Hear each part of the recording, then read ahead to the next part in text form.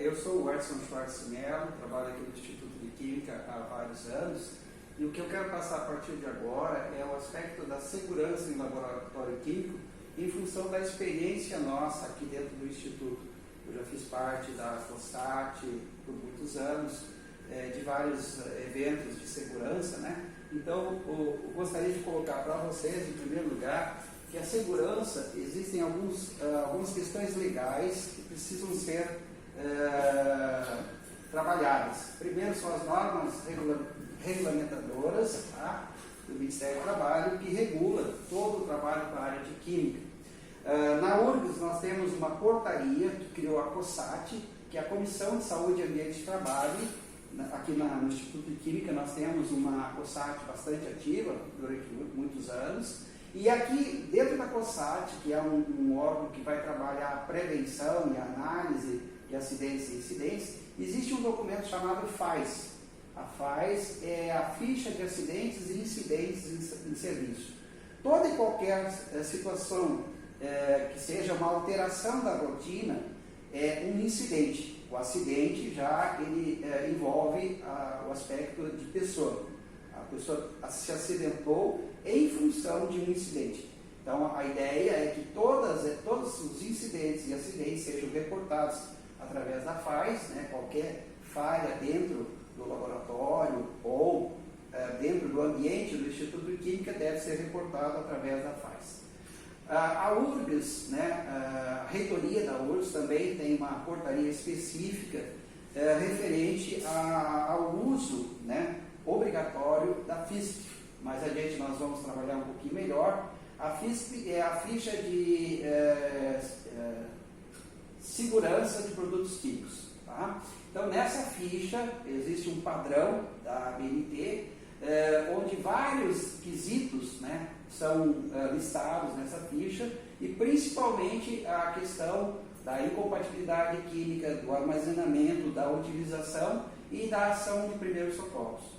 Essa portaria que exige a FISP, ela foi gerada pela reitoria a partir de um acidente. Nós tivemos um aluno que, por uso inadequado de ácido fluorídrico, teve sequelas numa das mãos, né? Isso gerou uma demanda junto ao Ministério Público, e a URGS, através da reitoria, tem essa portaria que exige, né, que os laboratórios, inclusive os próprios fornecedores, incluam, quando da dispensação do produto químico, a ficha de segurança, né, de produtos químicos.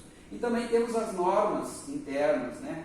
Numa das gestões da COSAT, nós temos 6 normas, que depois também nós vamos falar no decorrer da apresentação. Mas essa parte, né, que é a parte legal, ela nos impõe, né, não há como a gente dizer, eu não sabia, né? Existem as normas e essas normas precisam ser seguidas. Mas existe um componente que é o componente pessoal, né, que é ter conhecimento, né? Então, pressupõe-se que vocês, na condição de alunos, né, tenham o conhecimento, né, ou procurem esse conhecimento antes de adentrar um laboratório, né, e não só ter o conhecimento, saber utilizar, né, e ter claro que se não houver conhecimento, se não souber a utilização, vai haver uma consequência. Necessariamente essa consequência não é direta para a pessoa, mas pode envolver terceiros, né, e hoje a gente sabe que a legislação brasileira ela está muito séria em relação a essa questão que envolve terceiros, né? Então, não é somente a pessoa se acidentar, porque a gente não gostaria que acontecesse jamais. Tá? Então, aqui temos uma definição de segurança do trabalho que pode ser entendida como um conjunto de medidas. Tá? Não é só uma medida, mas é um conjunto de medidas que, adotadas, visam minimizar, né? Minimizar, ou seja, a ideia, né, é que nós tenhamos um ambiente salubre, um ambiente onde as pessoas trabalhem de forma consciente, né, e se evite os acidentes de trabalho ou doenças ocupacionais. Aqui também nós vamos abordar daqui a pouco a questão do uso dos EPCs e EPIs, tá? E o fato de muitas vezes a pessoa não ter o conhecimento suficiente, ou mesmo tendo conhecimentos, não usar os EPIs e EPCs adequados, ela pode ficar sujeita a uma doença ocupacional. Então, a ideia é preservar, né, proteger a integridade e a capacidade de trabalho, no caso do trabalhador, né, ou do próprio aluno, que são vocês. Tá? Então, nós temos basicamente duas visões. A visão que é remediativa, ou seja, a gente deixa acontecer, é isso que geralmente acontece na maioria das vezes. Então, nós temos custo em vidas e custo material. Então, nós temos um divisor de águas bem grande aqui no próprio Instituto de Química, que é o fato, né, de nós já termos tido um acidente, né, envolvendo pessoas. Nós não tivemos óbito, mas nós tivemos já pessoas que eram técnicas e que foram retiradas do ambiente técnico para uma atividade administrativa, dada, né, a repercussão que ela teve, ao trauma que ela teve em relação ao acidente que envolveu. Né? E nós temos também, em termos materiais, um grande incêndio que nós tivemos aqui, numa madrugada no Instituto, e que fez com que nós ficássemos, bem dizer, durante 6 meses ou mais, né, totalmente parado o setor de pesquisa. Vocês imaginem, né, a repercussão que isso teve. Claro que aí nós ganhamos, né, vamos dizer assim, um up em relação à segurança, e muitas daquelas demandas que até então não eram observadas, passaram a ser observadas, e nós ganhamos experiência, ganhamos material de apoio, houve muitas mudanças a partir dessa situação, mas, né, ainda foi nesse sentido. Então, agora, com base em todas essas experiências que a gente vivenciou aqui, a gente procura ter uma visão preventiva, ou seja, a gente evita que aconteça. Então, em primeiro lugar, existe a preservação das vidas e também a questão de economia. Então, vocês imaginem esse grande incêndio, né, a repercussão que teve. Nós tivemos, assim, basicamente, um pavilhão inteiro considerado perdido. Né? Não que tenha sido atingido pelo fogo, mas em decorrência da fumaça, né, de todos os danos que aconteceram em função do incêndio, né, houve, né, a necessidade do uso de um recurso que poderia ter sido usado em outro sentido. Tá? Então, a ideia que a gente tem que trabalhar aqui é a segurança como algo que faça parte das nossas vidas. Né? Então, eu não posso me dizer seguro, vou dizer, eu vou trabalhar com um determinado produto, né? um sódio da vida, né? Que a gente sabe que é extremamente perigoso. Aí, pontualmente, eu gero um padrão de conduta. Não, esse padrão de conduta ele tem que ser constante. E essa ideia ela tem que perpassar o ambiente do laboratório, nas nossas casas, na nossa convivência em sociedade, né? A ideia é sempre usar um padrão de conduta em relação à segurança. Essa frase ela é extremamente relevante dentro da questão de segurança, né? Não só química, porque ela remonta aqui, nenhum trabalho é tão importante e urgente, né? Basicamente, hoje nós estamos vivendo um mundo extremamente rápido, tudo é urgente, né? E isso faz com que a gente abra mão de alguns requisitos de planejamento. E aí a gente passa a executar de qualquer forma. A gente sabe que o jeitinho brasileiro, ele é característica nossa, mas nós podemos, né, não abrir mão da questão da criatividade, mas sempre planejando e agindo com segurança. Outro aspecto é o ambiente de trabalho dentro de um laboratório, ele envolve uma série de riscos, uma série de situações, né? Então a ideia é que geralmente a pessoa tem que evitar de trabalhar sozinho, tá? Principalmente quando está trabalhando, no caso de vocês como alunos, né, em relação a alguma reação ou algum procedimento, ou alguma montagem pela primeira vez, né, em função das questões dos riscos inerentes. É claro que essa disciplina, ou as disciplinas aqui da Química, elas foram, vamos dizer assim, trabalhadas no sentido de não oferecer um risco muito grande, mas sempre há um risco inerente. Então, uma das coisas também importantes é avisar as pessoas que estão trabalhando ao redor do que você está fazendo. Nós já tivemos situações aqui onde, principalmente na pesquisa, alguém de um determinado laboratório estava produzindo uma reação que era extremamente, gerava um odor parecido com escapamento de gás. Então sai todo mundo assim, né? Está vazando gás, né? E era uma reação que, se fosse avisado para todo mundo, não teria, né, essa demanda.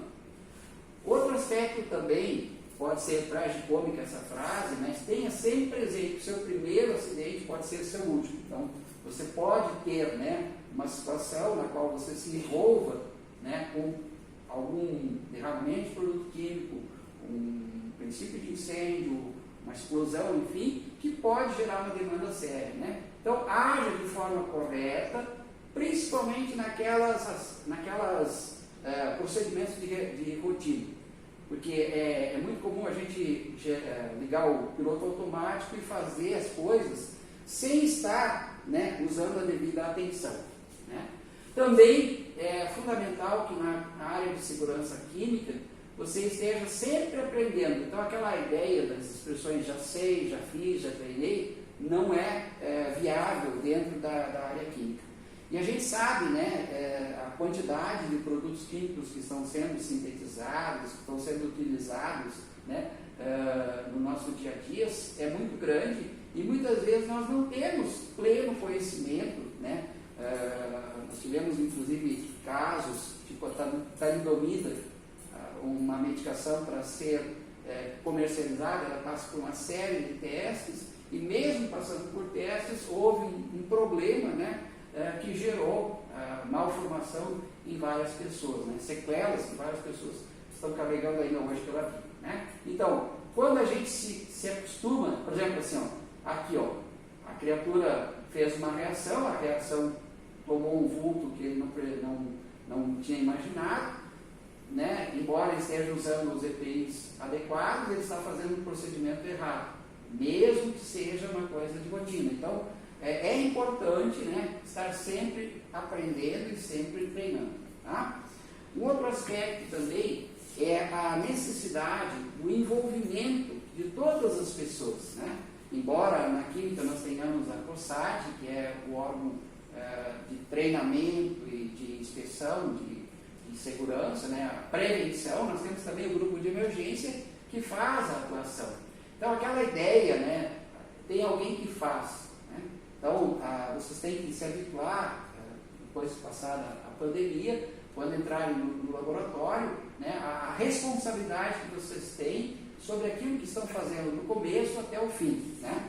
Não gerar situações que gerem problemas para os outros. Nós tivemos já aqui também situações, por exemplo, uma coisa bem simples, colocar uma substância de forma inadequada junto com o lixo limpo, né? Mesmo que seja sólido. Nós já tivemos casos de pessoal terceirizado de limpeza que sofreu uma demanda por força disso, tá?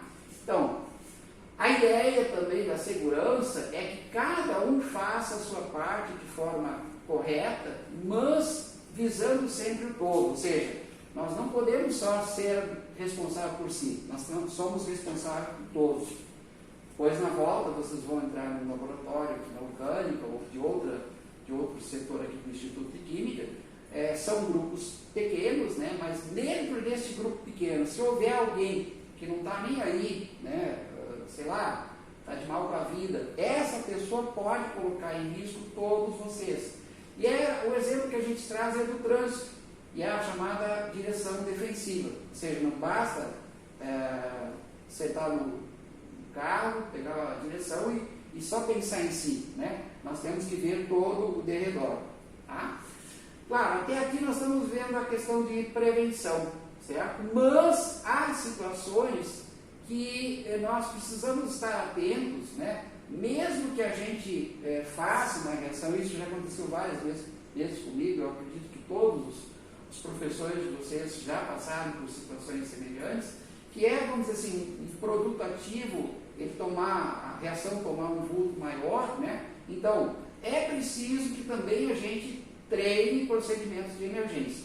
No Instituto de Química, aqui é uma foto antiga, esse é o Fernando, que foi um dos ícones nossos na área de segurança, o treinamento é feito com todo cuidado, né, de não expor a pessoa a riscos, então ela usa todo um aparato que nós temos aqui, certo? Para aqui um treinamento de combate de incêndio. Ou também a questão da evacuação de prédio. Então, nós temos um sistema de sirenes, tocou a sirene. Não é para questionar se é um teste, é uma falha, não houve, não. Todo mundo sai de onde está, né?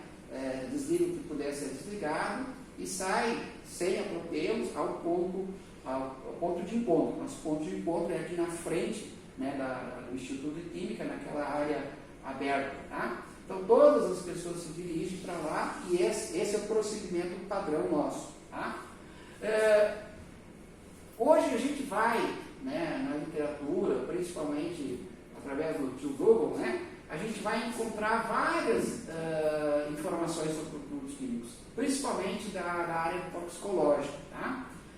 E muitas pessoas sofreram demandas, muitas pessoas perderam vidas, muitas pessoas ficaram sequeladas. Então essa frase também é relevante. Portanto, não há necessidade de você ser mais uma vítima. Né? Isso é uma opção. Ser uma vítima hoje é uma opção nossa. Né?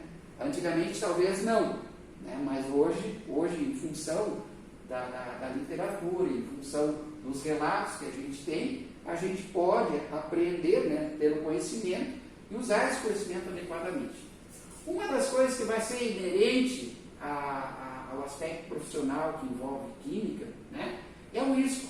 Então essa é a possibilidade ou probabilidade de acontecer um acidente ou doença profissional devido a um perigo existente. Tá? Então, por exemplo, assim, uma carga mal colocada, aqui é um famoso filme do Charles Chaplin, mas é uma atitude errada, né? Está consertando uma máquina com ela em movimento, ou outras situações, né, que envolvem riscos. Tá? Então, há dois fatores. Há um fator que vai aumentar essa probabilidade e um fator que vai diminuir. Então, a primeira coisa é o conhecimento do risco. Então, para isso é importante, né, que a gente se habitue, e aqui a disciplina, ou as disciplinas práticas aqui do Instituto de Química sempre oferece, né, um pré-teste, onde a pessoa vai ser solicitada a ver na literatura o que ela vai fazer, que tipo de procedimento. Então, esse conhecimento ele é fundamental. Tá? Outro aspecto é o foco naquilo que você está fazendo, ou seja, a atenção.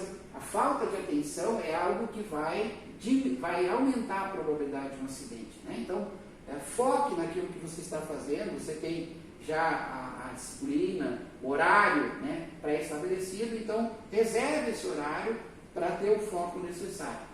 Outro aspecto, né, é a necessidade da prudência e a chamada destreza. Eu acompanho aqui os laboratórios do Instituto de Química, principalmente na questão da graduação, e nesses últimos anos a gente tem notado uma coisa bastante séria, que é a quebra de vidraria, né, numa escala quase que geométrica. Né? Então, por quê? A nosso ver, as pessoas perderam a motricidade fina. Então, hoje você basicamente tem que adaptar juntas as esmerilhadas. E parece que as pessoas perderam a noção, né, de força na mão, enfim, e a quebra de produtos é muito séria. E isso faz com que, muitas vezes, a gente não tenha como repor, né, em função da disponibilidade de recursos, enfim, e poderá, né, além de criar problemas com vidraria quebrada, que é um risco maior, vocês podem também evitar, não ter vidraria para os outros colegas poderem fazer a disciplina. A pressa e o estresse também é algo bastante sério, então não deixar para a última hora, né, tem um par e passo ali do que tem que fazer, então faça, né, e dá tempo tranquilo, numa boa, né, desde que não haja estresse, desde que não haja pressa, certo? E outro aspecto é a necessidade, né, da gente manter a ordem, a limpeza. Vocês vão ocupar uma área restrita do laboratório, que é a bancada, né? Talvez em algum momento você vai ter que se dirigir ali à capela, enfim, ou a um outro setor do laboratório, mas a ideia, né, é que você guarde a ordem e a limpeza. E com relação a essa ordem também, é muito importante que vocês evitem, né, de usar pipeta ou mesmo a espátula de forma inadequada. Nós temos tido vários problemas nesse sentido de contaminação de soluções, de contaminação de produtos sólidos. Tá? Então esse é um pedido que eu faço para vocês. E por último, né, a ideia, né, se há uma regra de segurança, essa regra de segurança ela foi, por exemplo, essas seis normas internas que nós temos aqui no Instituto de Química. A primeira delas, o uso obrigatório do EPI, né? Não fumar, não comer, não beber no laboratório, aí pode ser bobagem. Quando você for fazer uma manutenção ou uma limpeza, né, que tenha necessidade de adentrar alguém no laboratório que não conhece, ter alguém que conheça direitinho ali para orientar, né, não deixar a pessoa sozinha, tá? Então, em relação assim, ao transporte de produtos químicos, existe uma norma que ela exige que a pessoa, o pessoal que é aluno e seja, sabe, né, quando vai buscar produto químico lá no almoxarifado, tem que levar a cestinha ou, né, um suporte que dê segurança em relação àquilo que está trazendo. Tá? Bom, o manuseio inadequado de produtos químicos vai levar a acidentes.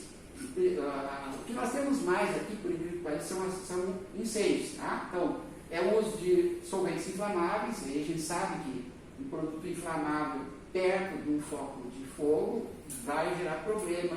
O uso de gases combustíveis, tá? O uso de equipamentos elétricos danificados. Então, antes de usar uma manta, antes de usar um agitador, procurar ver direitinho. Aqui no caso, esse andar onde são realizadas as aulas de orgânica, foi todo redimensionado eletricamente, mas houve um momento, né, que as condições não eram as adequadas. Então isso aqui tem que ser levado em consideração e não usar, né, o jeitinho brasileiro da chamada extensão elétrica inadequada. Né? Ou seja, você pega uma tomada que não está dimensionada para uma carga e coloca ela numa sobrecarga, porque liga vários equipamentos. Também em relação à emanação de gases ou vapores, instalações improvisadas, principalmente a questão do uso de mangueiras inadequadas, tá? Não manter cilindros de gás combustível dentro do laboratório. Então a ideia é que tenha-se uma casa-mata adequada, um sistema de canos adequados até o laboratório. Por não usar corretamente a capela. Então a capela é um local onde você, no laboratório, vai trabalhar com aquilo que é mais perigoso, com aquilo que gera vapores, com aquilo que gera vapores principalmente corrosivos, tá? Então o uso da capela é fundamental. Não estar devidamente treinado para trabalhar com gases e vapores também é bastante sério. Então, se vai trabalhar com isso, procure fazer um treinamento prévio. Em relação às explosões, graças a Deus são mínimas, né? Mas também para trabalhar com explosivos ou para explosivos tem que ter uma habilitação correta. Cuidado muito grande em relação a gases sob pressão, né? Hoje a gente tem gases inertes, gases de arrasto ou gases de reação, né? Mas então trabalhar corretamente com o cilindro, não rolar esse cilindro, sempre usar aquela campânula para evitar choque e quebra da válvula, enfim, não colocar o cilindro em lugar onde há muito calor ou sol direto, tá? Cuidado, né, também com as chamadas materiais incompatíveis que possam gerar reações violentas. Por exemplo, jogar um pedaço de sódio num frasco com água é uma ação bastante violenta, né? Vocês não queiram brincar com isso, tá?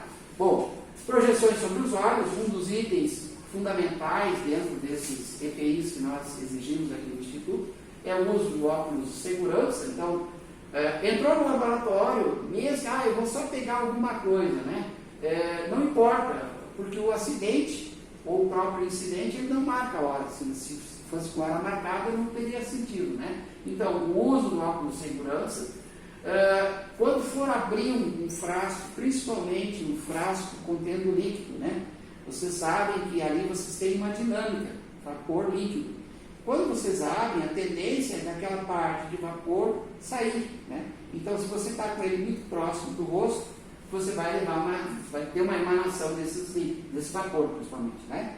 Quando for agitar um tubo de ensaio com a mão, sempre pegar de tal forma que a rolha fique sobre o seu polegar e fazer esse processo assim, longe de si, e também não virar para o colega ou arqui-inimigo de vocês, tá? A ideia é que vocês façam isso fora do instituto, né? E ao transvasar líquidos ou gases pressurizados, cuidar também, porque há projeções. Nesse caso aqui, nós tivemos um acidente aqui no laboratório de pesquisa. Nós recebemos o nitrogênio líquido, né, em contêineres grandes, são transvasados para views menores, e ao fazer esse transvasamento, a pessoa não se deu conta quando foi fazer a vasculação, e parte desse líquido ultra gelado, né, congelado, transvasou assim pela bancada e atingiu um frasco com ácido que simplesmente explodiu por choque térmico. Então, é fundamental, né? E se lembra que a gente falou, justamente naquela questão mais simples, é onde as coisas vão acontecer. Então, quando for também o armazenamento impróprio, ele é algo que vai gerar danos, né? Então, usar corretamente a tabela de incompatibilidades químicas. Nós sabemos, né, que dentro da área de química nós temos as famílias, né? Tipo famílias de mafiosos, eles não se toleram. E quando próximos, eles geram reações extremamente violentas, né? Ou formação de gás, enfim. Usar armários adequadamente a cada tipo de produto, tá? Quando vocês estiverem já voltando presencialmente, vocês vão ter a oportunidade de aqui nos laboratórios da orgânica verificar que nós temos armários específicos com definição de cores para conter, né, o material. Mas é fundamental que só se tenha a quantidade suficiente para uso. O laboratório não pode ser a área de armazenagem. A área de armazenagem ela tem que ser adequada num ambiente fora do prédio. No caso aqui do Instituto que nós temos um almoxarifado com 2 pavilhões, com toda a segurança em relação à questão tanto de incêndio quanto de explosão, e contingenciado a uma distância tal que não ofereça maiores riscos para as outras pessoas. Então a ideia também é que vocês procurem usar de forma adequada os produtos químicos para não criar problemas, né, para a área onde vocês estão trabalhando, né? Antes daquela questão que eu levantei há pouco, que era da pessoa estar fazendo uma reação que produz um cheiro, né, um odor, como se fosse um escapamento de gás. E aí todo mundo sai, né, correndo. Então a ideia, né, é manter as quantidades que a gente precisa e trabalhar de forma correta. Uma das formas, né, que alguns laboratórios estão encontrando é a compra com entrega programada. Então você não tem estoque, mas você vai repondo as suas necessidades na medida que essas necessidades surgem, né? Bom, derramou alguma coisa, né? Vocês vão ter também um vídeo com relação ao tratamento de rejeitos com a Grace, e aí ela vai falar com mais propriedade sobre isso. Mas eu gostaria só de lembrar vocês, né, sempre usar o EPI adequado quando houver algum derramamento, né? Em primeiro lugar, estancar esse derramamento, né? Neutralizar os materiais ativos. Então, em cada laboratório, vocês vão encontrar 3 frasquinhos. Um com areia, um com vermiculita e um com cal. A areia, ela é para contingenciar o material, evitar que esse material extravase para outros setores. A vermiculita, ela é um absorvente, então ela absorve os líquidos. E o cal é para inativar os ácidos, né? Então, a gente nunca trabalha com material ativo, né? A gente procura desativar esse produto. Recolhe o material derramado, lacra a etiqueta e vai para o descarte. E um cuidado muito especial é em relação ao mercúrio. Nós, dentro do possível, estamos evitando usar mercúrio, né? Mas aquilo que há alguns anos a gente até brincava com aquelas bolinhas de mercúrio, achava bonito. Eu não tenho disponível aqui, mas existe um vídeo na internet que mostra uma bolinha daquelas de mercúrio, ela satura o ambiente onde ela está. E você sabe que o mercúrio ele tem um efeito no sistema nervoso muito sério e ele gera uma série de problemas, né? Então, também na internet procurem Minamata, né? Efeito Minamata, que foi justamente uma contaminação de mercúrio no mar, né? Onde as pessoas pescavam e consumiam esses peixes, e que depois as pessoas começaram a nascer com várias malformações. Tá? Transporte, então, inapropriado de produtos químicos, nunca carregar o produto na mão livre. Ah, mas é só um frasquinho, não adianta, tá? Principalmente sendo líquido, é importante que você use um transporte adequado, um cesto, uma caixa, um carrinho adequado. Procurar isolar, né, um frasco do outro, evitar quebras. Não misturar produtos incompatíveis durante o transporte, então segregação de carga. Hoje o próprio Ministério do Transporte tem uma legislação específica com relação a isso. E aqui novamente a questão dos cilindros de gás, né? Então se é para transportar de um lugar para outro, sempre usar um carrinho adequado e o cilindro convenientemente amarrado nesse carrinho, ou quando estiver em uso, seja lá na casa-mata ou onde for, também devidamente contingenciado para evitar quedas. Então o descarte, aí sim, é a tônica do trabalho da Grace. Não jogar na pia, então aquele princípio, joga na pia, bota bastante água e vai para tudo, não existe, né?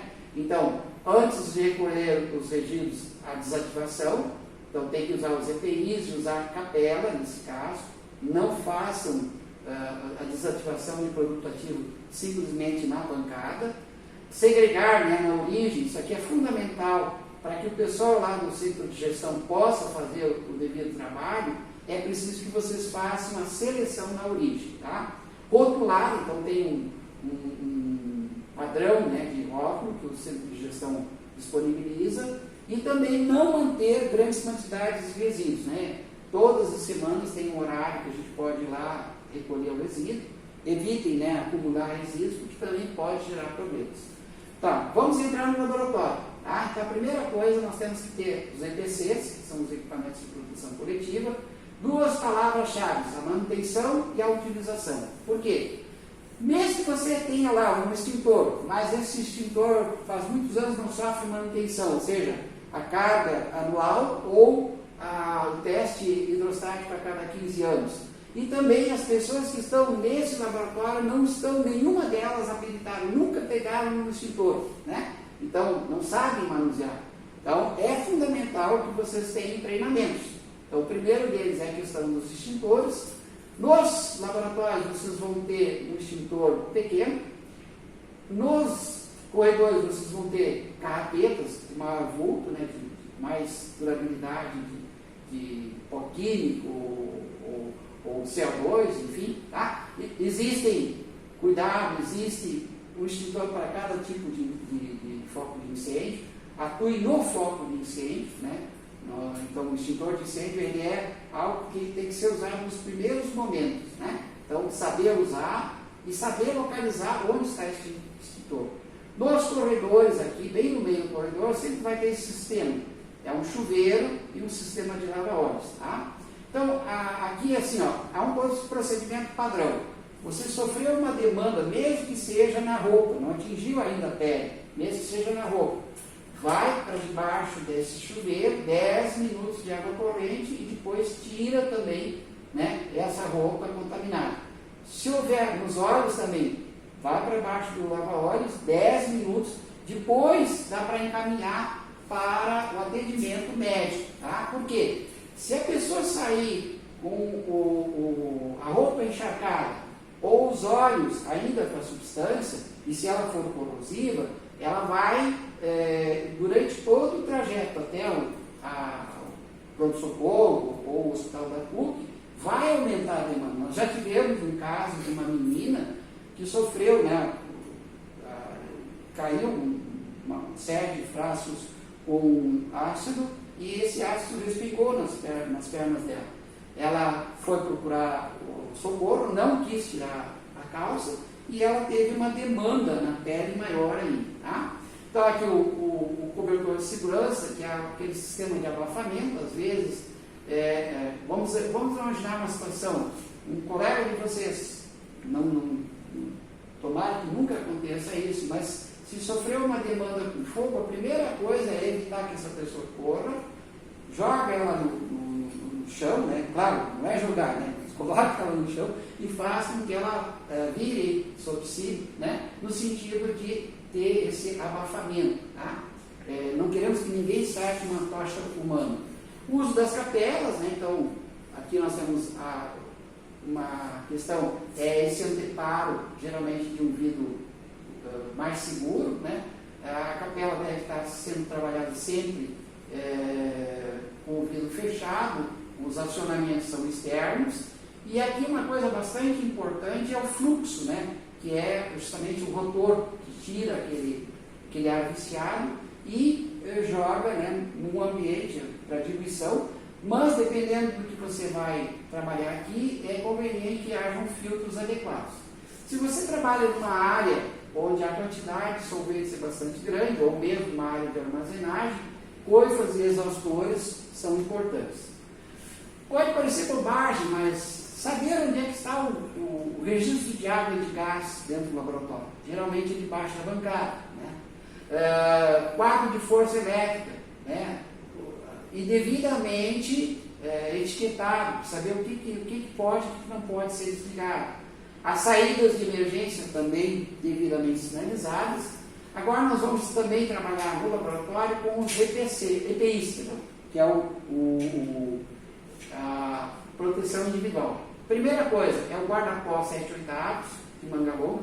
Necessariamente não precisa ser branco, mas ele tem que ser manga longa, todo ele fechado e um comprimento tal que ofereça a proteção à maior parte do corpo. Tá? Então, isso é bastante importante, o uso desse guarda-pó. Né?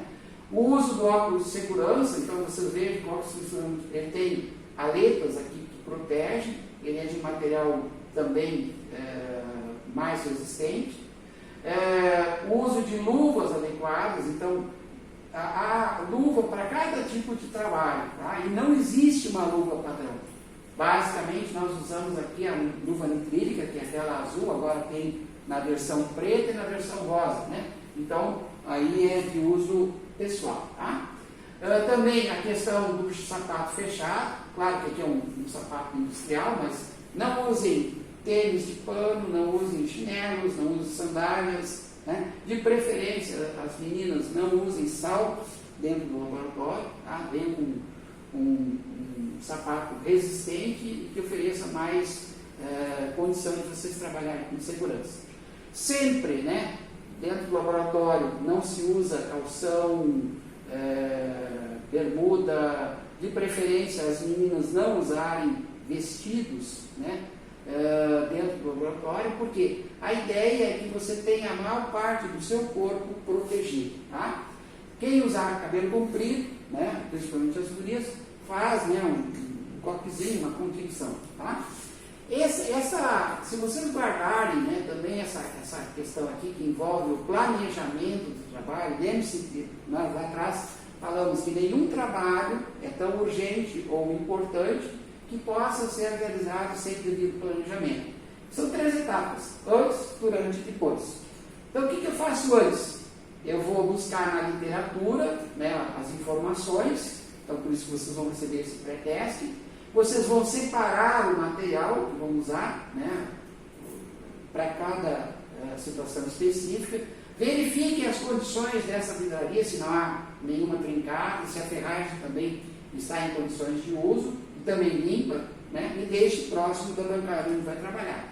Durante, então, vocês na condição de aluno, esse é o momento que vocês vão ter manuais. Então, siga o manual, né, siga aquela orientação, né.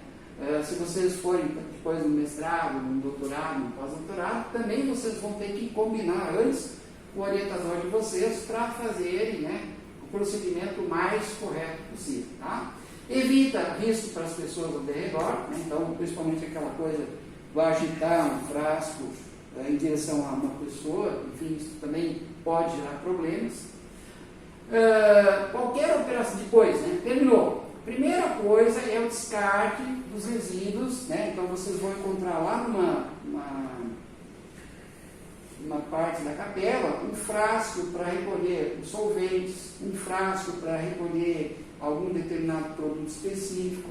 Vocês vão ter lá um outro frasco, vocês vão fazer extrações, né? Então o produto extraído, se colocado num frasco onde misture outras coisas, aquilo já não pode ser usado, mas ele, puro, ele pode ser utilizado na própria disciplina ou numa outra disciplina, né? Então esse cuidado tem que ser feito. Também aqui, faça aquela pré-lavagem, né? Você, melhor do que ninguém, sabe o que misturou, o que fez, tá? Então, e deixe aquele local em condições de uso para as próximas turmas, tá? Bom, e volto a frisar a questão do conhecimento, né? Então, o conhecimento ele vai ser obtido através da MSDS ou FISC. Essa é a versão inglesa, essa aqui é a versão nossa, né? Está baseado na LBN 14715. Lembre-se que eu falei lá no início da questão do conhecimento das normas técnicas. Então, essa é uma norma técnica brasileira, que vai nos dizer como nós devemos preencher uma ficha de segurança.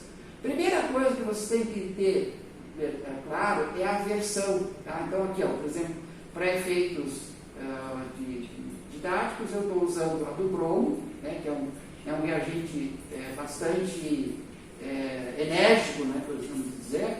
Então, aqui é a versão 5.3, então a data da última revisão, ó, da impressão. Então, aqui você tem a identificação do produto da empresa, tá? Então, aqui, ó, bromo, grau e reagente, tá?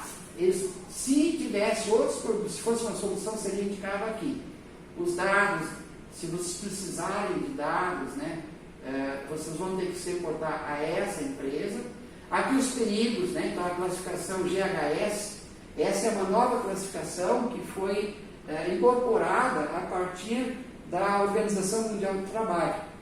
O GHS, por exemplo, havia a versão americana, a versão europeia, tá? Uns trabalhavam com um tipo de informação, outros com outro. Então agora essas informações foram consolidadas através do GHS. Então você tem aqui, ó, os símbolos pictóricos, tá? Isso acompanha o rótulo, tá? Então só por ver esses símbolos aqui, você já sabe que o bromo ele é perigoso, ele é corrosivo e ele é nocivo ao meio ambiente, tá? Então isso aqui, ó, então tem as frases pode ser perigoso por ingestão, provoca queimaduras, é mortal por inalação, muito tóxico a organismos aquáticos, tá? Aqui vocês têm mais, ó, se entrar frase de precaução, né? Se houver inalação, se houver contato com os olhos, a composição desse produto, ó, ele é 100% bromo, e aqui tem, ó, o código CAS, né? Esse número CAS aqui é um registro, seria o registro de nascimento dessas substâncias. Questão de primeiros socorros, a questão de combate a incêndio, controle de derramamento ou vazamento, manuseio e armazenagem. Então, vejam bem, ó, que tipo de...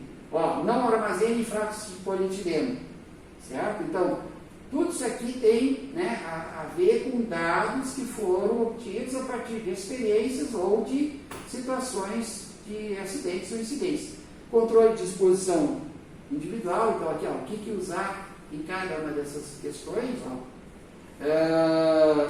Aqui as propriedades físicas, e vejam aqui, ó, quando não existe um determinado dado, ele não é disponível. Por quê? Porque isso aqui pode ser tomado, né, como uma informação e gerar outros problemas em decorrência do mau uso, tá? A estabilidade e reatividade, depois as informações toxicológicas. Vejam que aqui vocês vão enfrentar uma situação que é a DL50 oral para rato, tá? Mas eu não vejo nenhum de nós como rato, né? Nós somos seres humanos. Então, cada um de nós vai também, né, ter reações específicas, certo?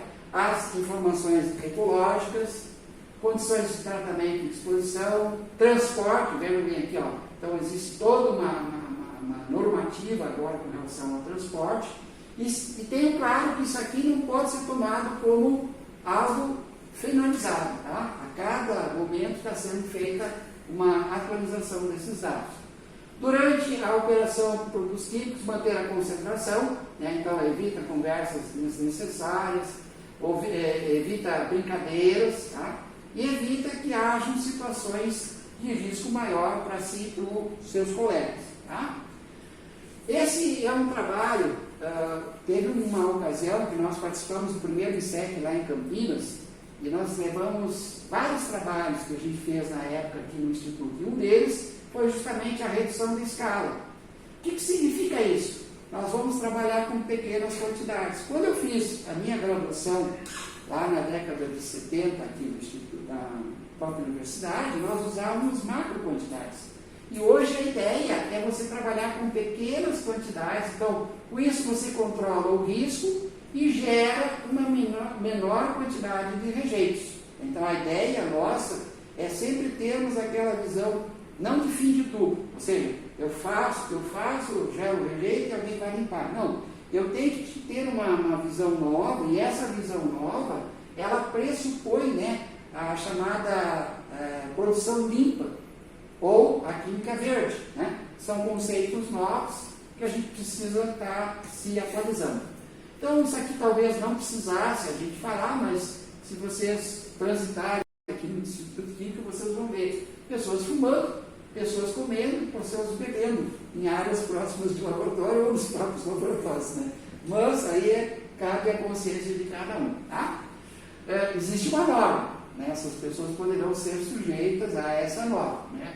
Mas, você sabe, não transite com EPI fora do laboratório. Então, o seu guarda-pó, a sua luva, né, é de uso restrito àquele local. Se você sair com esse material para fora do laboratório, você passa a ser um vetor de contaminação. Né? Eu vou só um pouquinho lá na biblioteca, eu vou só um pouquinho lá no Antônio, no meu lanche.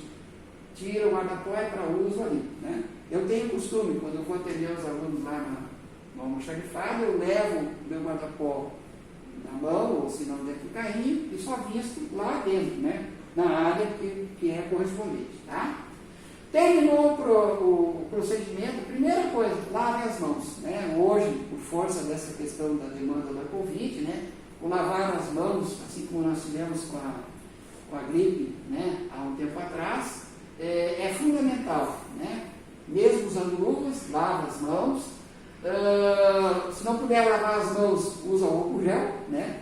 E agora nós vamos ter que incorporar, além do óculos de segurança, quando vocês voltarem, provavelmente ainda vai ter que se usar a máscara de segurança. Eu não estou usando para que vocês possam, alguém que tenha necessidade de ver a linguagem labial, né? Eu tenho que estar comentando com vocês. Mas quem está gravando, as pessoas, só tem uma pessoa aqui gravando e está com máscara devidamente a uma distância regulamentar segundo o protocolo de segurança que a gente está colocando aqui na UFS. Tá?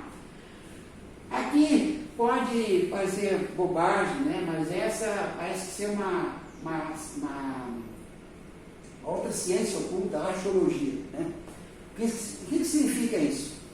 Você vai fazer alguma coisa, se tem alguma dúvida, né? Se não se sente seguro em relação ao procedimento, né? Não começa, pergunta quantas vezes necessárias, quando se sentir seguro, faça uso, né, do aconselhamento, das orientações do responsável pelo laboratório e evite, né, fazer situações que vão, geralmente quando você tem dúvida, você pode misturar coisas que não deve, pode fazer um procedimento que não deve e dar um resultado errado. Para finalizar essa nossa exposição, uma das coisas que eu queria chamar a atenção é a rotulagem. Né? Então, como já falei, hoje nós temos o GHS, que é o rótulo globalmente harmonizado. Tá? Então, quando você vai adquirir um produto químico, ele já tem que ter esse padrão, né, que é o GHS. Mas vocês vão transferir esses reagentes, seja em líquido ou sólido, para um tubo de ensaio, para um balão, para um becker, enfim. Então é fundamental que vocês coloquem, né, uma notação, que vocês usem um padrão de rotulagem que seja um padrão correto em relação à química. Nós tivemos aqui o meu primeiro professor de química aqui do Instituto, foi o professor Atco Inácio Chassot, que é uma pessoa bastante envolvida com essa área de educação química. Então, o Chassot sempre comentava que existem 3 linguagens que são universais, ou seja, independente do país, independente de onde nós estivermos, a música é uma linguagem universal, ou seja, uma partitura de música, ela pode ser lida aqui, na China ou em qualquer outro país, tá? Uma notação matemática, um símbolo matemático, ele é também universal, mesmo em locais, por exemplo, em Israel. Né? Israel, a língua, né, usada, né, a escrita usada é diferente da nossa, totalmente diferente. No país árabe também, mas a parte da notação matemática é sempre a mesma. A mesma coisa em relação à química. Então nós temos, né, a química passa a ser uma linguagem universal, na medida em que ela tem fórmulas, né? Então H2O, né, mesmo que você não consiga escrever água em outra língua, você escrevendo H2O, dentro do universo de química, toda e qualquer pessoa vai saber que aquilo é água, né? Então é fundamental, e aqui um cuidado, né, tanto em relação à questão do recolhimento, do rejeito, quanto, por exemplo, assim, às vezes uma reação ela leva mais de uma aula para ser feita, né? Então, é fundamental que vocês coloquem, usando uma notação química, quais são os componentes que estão dentro deste frasco, desse tubo. E aqui eu estou apresentando para vocês, né, o chamado rótulo globalmente harmonizado. Não estou fazendo por nada da mérito, mas essa é vamos dizer, o que estava disponível, tá? Então, você tem aqui o metanol, e aqui vem, ó, metanol em grau, né, grau HPLC, ou seja, cromatografia líquida. Vocês, aqui, só isso aqui, já é um ponto bastante relevante. Por quê?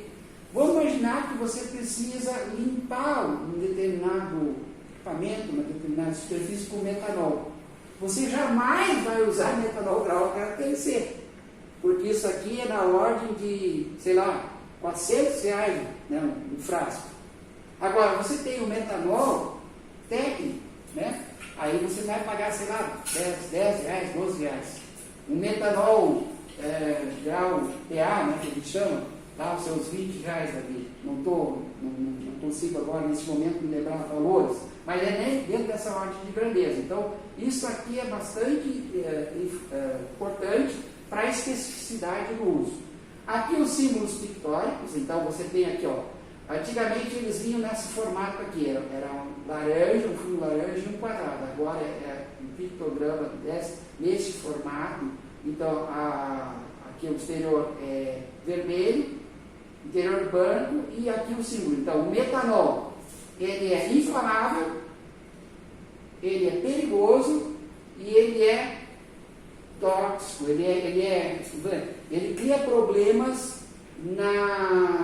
se absorvido, principalmente se ele for ingerido. E o metanol, dentro da cadeia dos álcoois, é o menor, é um CH3OH, tá? Já o etanol, que é aquele que vai na caipirinha, na caninha, né? Bota mais uma metil ali e está pronto. Mas o que acontece se eu ingerir metanol ao invés de etanol? Eu vou ficar cego. Por quê?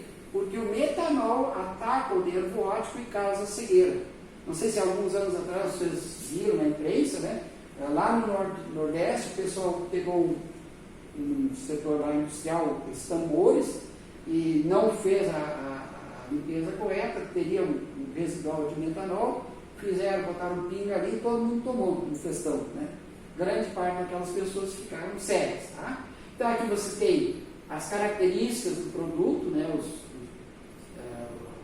A certificação, né, do produto, e aqui vocês vão ter então os indícios, as indicações de perigo, as frases RS, né, que são lá da comunidade europeia, que foram incorporadas do GHS. Tá? E para finalizar aqui, vocês têm então, né, dentro do rótulo normalmente harmonizado, esses 9 pictogramas que vão acompanhar. Né? Então aqui é algo que é severamente, ou seja, ele é extremamente, causa problemas grandes para a saúde, causa problemas para a saúde, tem uma toxicidade aguda, ele é um oxidante, ou seja, ele